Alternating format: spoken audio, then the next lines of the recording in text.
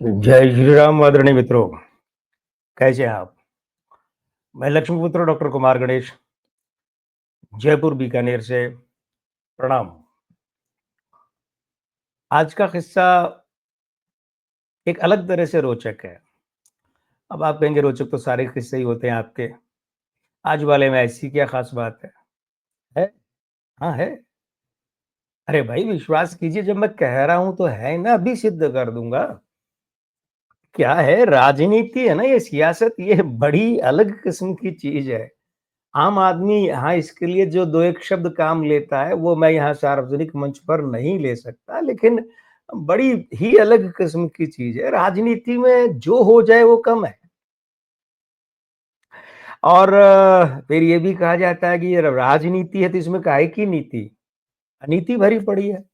जिसे देखो, जहाँ देखो, जब जिसे मौका मिलता है, बात अभी की नहीं है, सदियों की भी बात यही है।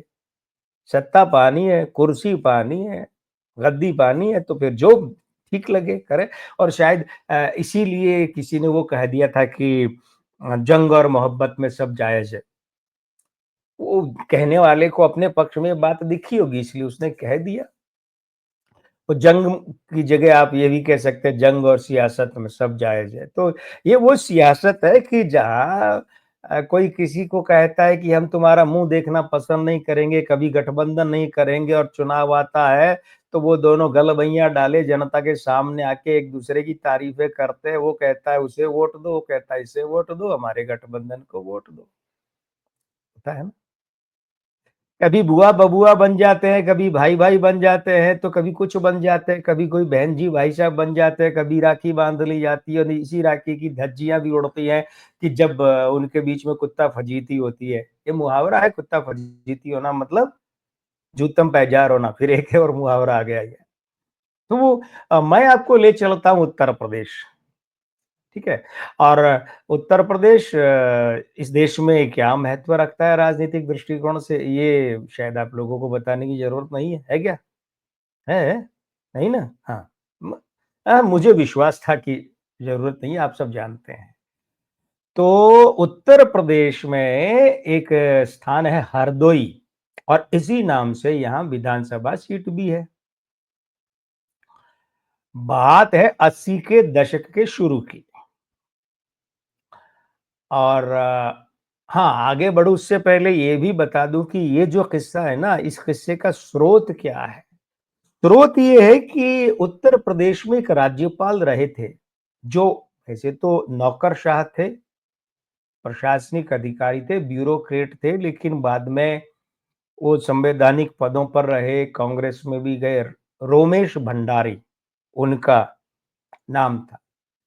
रमेश भंडारी रहा होगा पर पता नहीं क्यों उच्चारण उसका उस नाम का रोमेश भंडारी ये कहा जाता है। तो रोमेश भंडारी उत्तर प्रदेश के राज्यपाल रहे और बड़े बदनाम राज्यपाल रहे।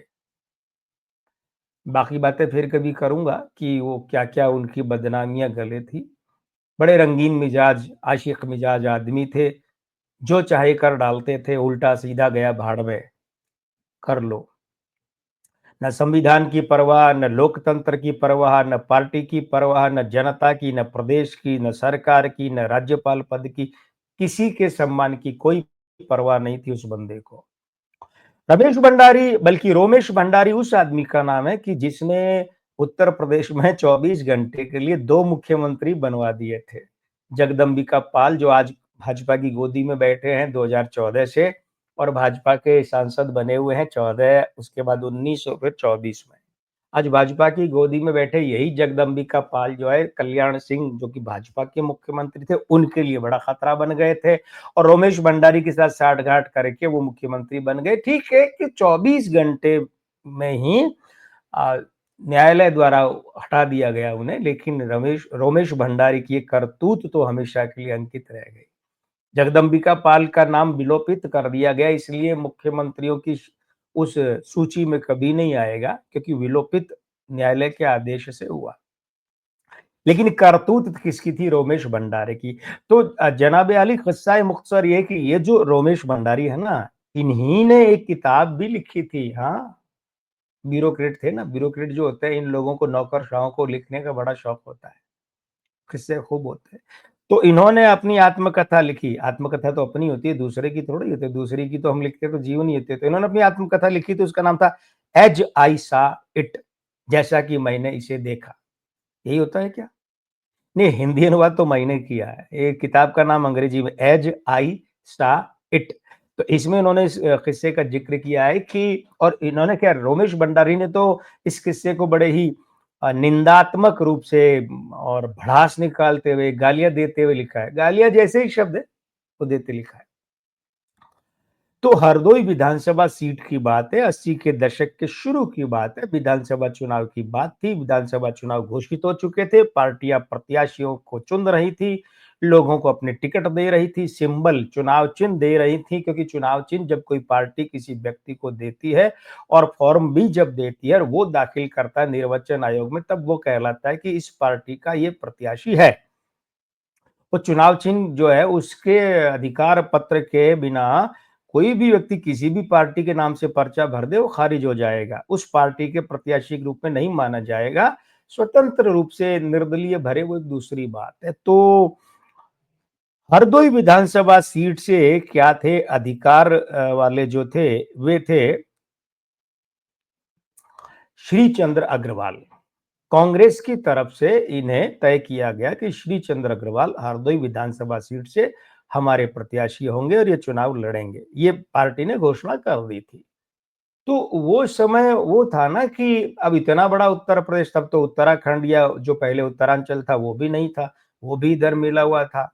तो इतना बड़ा उत्तर प्रदेश है तो साहब वो जो सिंबल है पार्टी का चुनाव चिन्ह वो लेने के लिए ट्रेन से, अब जो नजदीक वाले कार से आ जाते हैं, सड़क मार्ग से, थोड़ा दूर वाले ट्रेन से आते हैं, समय लगता है ना। हर जगह से तो हवाई जहाज लखनऊ के लिए था ही नहीं। मैं बिल्कुल 80 के दशक के शुरू की बात कर रहा हूँ, 1980 की बात। तो श्री चंद्र अग्रवाल ने अपने बेटे नरेश चंद्र अग्रवाल, जो बहुत छोटे रूप में नाम कहते हैं नरेश अग्रवाल, इन्हें कहा कि जाओ भाई, मैं यहाँ देख रहा हूँ चुनाव की व्यवस्था है, तुम जाओ और आला कमान से चुनाव चिन्ह ले आओ, फॉर्म भी ले आओ। पिता की बात थी। नरेश अग्रवाल रवाना हुए, लखनऊ पहुंचे, आला कमान से संपर्क किया और चुनाव चिन्ह की बात की। मगर अब तक तो सब ठीक चल रहा था, गड़बड़ अब हो गई। हुआ ये कि नरेश अग्रवाल ने आलाकमान से ये कहा कि मेरे पिता बीमार हैं और वे इस हालत में नहीं है कि चुनाव लड़ सकें। वे इतने ज्यादा बीमार हैं मेरे पिता कि वे ये चुनाव नहीं लड़ सकते। तो उन्होंने मुझे कहा है कि मैं चुनाव लड़ लूं, यानी उन्होंने मुझे चुनाव लड़ने को कहा है अपनी जगह। तो वो जो चुनाव चिन्ह है, पार्टी का सिंबल, वो मुझे दे दीजिए, मेरे नाम से दे दीजिए।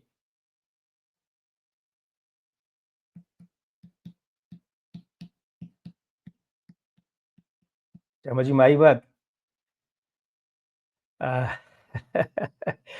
ओ नरेश अग्रवाल ने क्या कहा आला कमान से, फिर सुनिए, बड़ा मजेदार किस्सा है। उन्होंने कहा कि मेरे पिताजी, यानी पार्टी ने जिन्हें अपना प्रत्याशी घोषित किया है, वे बहुत बीमार है और इतने बीमार है कि वे चुनाव नहीं लड़ सकते। उन्होंने कहा है मुझे कि मैं उनकी जगह चुनाव लड़ लूं, इसलिए पार्टी का चुनाव चिन्ह मुझे दिया जाए। पार्टी ने उन्हें उनकी बात मानते हुए उनके पिता की जगह नरेश चंद्र अग्रवाल को विधायक का चुनाव के लड़ने के लिए जो सिंबल होता है चुनाव चिन्ह, वो दे दिया और अधिकार पत्र फॉर्म भी दे दिया कि जाइए।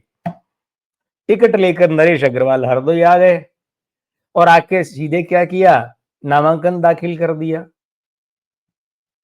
उनके पिता श्री चंद्र अग्रवाल को पता चलता कि ये इतना बड़ा गड़बड़ झाला हो गया है, तब तक तो वो नरेश अग्रवाल अपना नामांकन दाखिल कर चुके थे।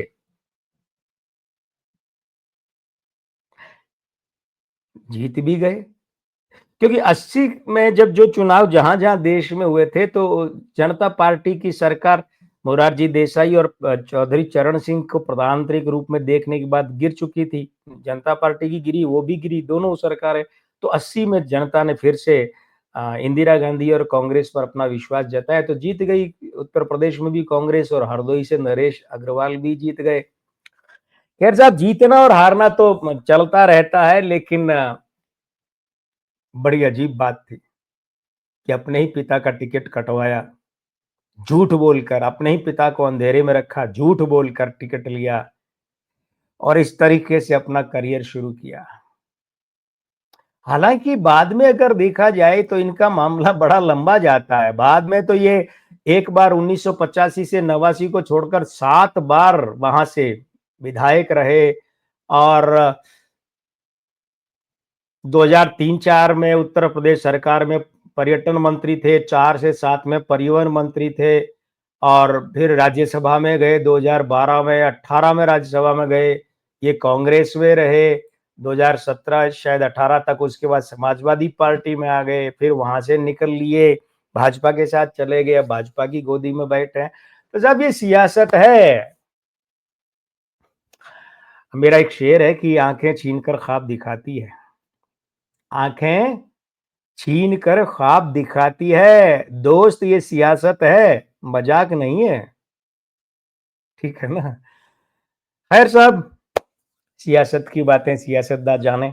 मैं तो किस्से के रूप में आपके सामने लाता हूँ। ये किस्सा आज का था, पसंद आया है तो वीडियो पसंद कीजिए, अच्छा लगा है तो, और ये वीडियो आपको इस चैनल के अच्छे लगते हैं तो सब्सक्राइब कीजिए, और नहीं भी अच्छे लगते तो अपना प्रेम बनाए रखिए। हमारे लिए वही सबसे बड़ी दौलत है, हम उसी से गुजारा कर लेंगे। और अब ये वादा करता हूँ कि अगले एपिसोड में एक और शानदार किस्सा, मजेदार किस्सा, लेकिन अब मैं आपका दोस्त लक्ष्मीपुत्र डॉक्टर कुमार गणेश जयपुर बीकानेर से लेता हूं विदा और कहता हूं प्रणाम।